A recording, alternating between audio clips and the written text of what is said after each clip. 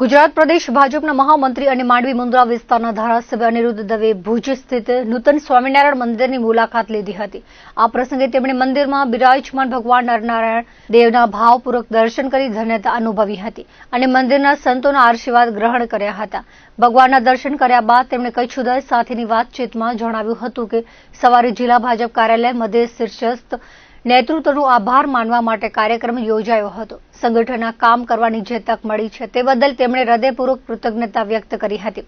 અનિરુદ્ધ દવેએ વધુમાં ઉમેર્યું હતું કે કચ્છ જિલ્લામાં નારાયણ સરોવર, માતાના મઢ, કોટેશ્વર મહાદેવ, લખપત ગુરુદ્વારા અને ભુજ સ્વામિનારાયણ મંદિર જેવા અનેક પવિત્ર સ્થળો ઉર્જાના કેન્દ્રો છે। આગામી દિવસોમાં તેઓ કચ્છના રવેચી માતાજીઓ સહિતના અન્ય ધાર્મિક સ્થાનોના પણ દર્શન કરશે। તેમણે ભારપૂર્વક જણાવ્યું હતું કે આ પવિત્ર સ્થાનો પરથી જે સકારાત્મક ઉર્જા પ્રાપ્ત થાય છે તે વડાપ્રધાન નરેન્દ્ર મોદીના નેતૃત્વમાં દેશની સેવામાં જોડાવા માટે નવી શક્તિ પૂરી પાડે છે। અંતમાં તેમણે રાષ્ટ્ર પ્રથમની ભાવના સાથે ભાજપની વિચારધારાને આગળ ધપાવવા અને દરેક કાર્યકર્તાને સાથે રાખીને લોકસેવાના કાર્યો કરવાની પોતાની કટિબદ્ધતા વ્યક્ત કરી હતી।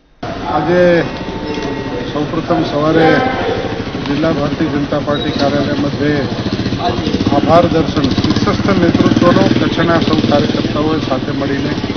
મારા જેવા કાર્યકર્તાને જે સંગઠનમાં કામ કરવાની તક મળી એ સંદર્ભે આભાર દર્શન વ્યક્ત કર્યું। ત્યારબાદ ગતરોજ પણ આમ જુઓ તો નારાયણ સરોવર, માતાના મઢ, ઉત્તર ભટિયાદેવ,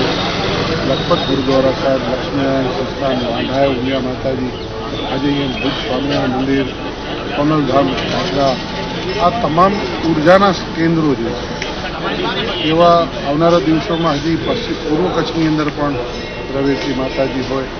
આવા અનેક કેન્દ્રો જે છે એ તમામ કેન્દ્રો ઉપર દર્શન કરવા જવાનું છે અને જે કેન્દ્રમાંથી એક સકારાત્મક ઉર્જા પ્રાપ્ત થાય કે આવનારા દિવસોમાં દેશના વડાપ્રધાન નરેન્દ્ર મોદી સાહેબ જે પ્રકારે આખા દેશના માટે કાર્ય કરી રહ્યા છે એની અંદર એક કાર્યકર્તાના ભાગરૂપે સૌને સાથે રાખીને વિચારધારાને આગળ કરીને રાષ્ટ્ર પ્રથમની ભાવના સાથે કામ કરવાનો અવસર મળે એના માટે સકારાત્મક ઉર્જા માટે દેવ દર્શન કરવા માટે આજે